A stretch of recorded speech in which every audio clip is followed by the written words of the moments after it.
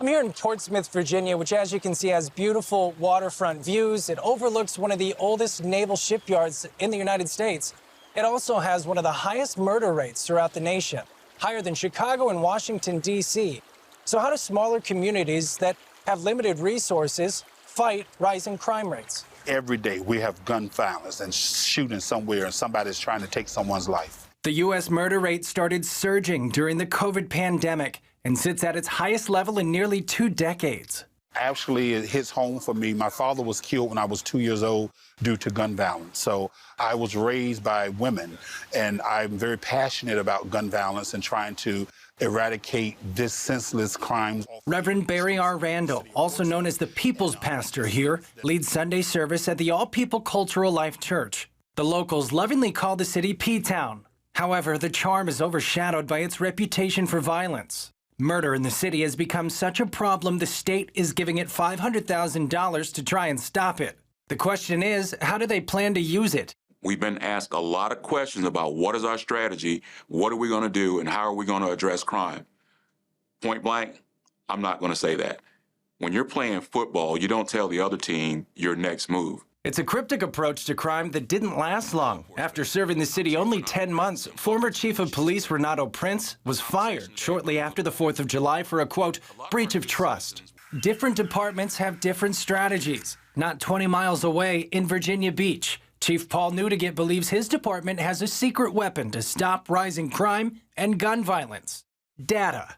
Instead of just throwing money at officers, maybe that money should go to help them build up an analytical services unit, help them develop their analytical product so the officers that they do have can be extremely focused in their efforts. That's why the department is reinvesting in a law enforcement tool that's been around some 20 years, called crime mapping. It uses historical data to build a heat map of when and where crimes might happen in the future. Think of a farmer's almanac for crime prevention, where police are able to forecast crime before it even happens.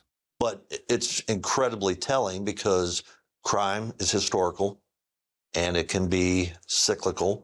And if it's happening year over year at the same time, it allows us to develop strategies and try to impact it. Some of the data is made public in the weekly analysis for Virginia Beach Engagement and Strategies, or WAVES. While there are concerns that data could be biased towards people of color, Chief Newdigate attributes crime mapping to this year's 27% reduction in the number of shooting victims. It's what the community is telling me. It's who is a victim of the community. And are there disparities?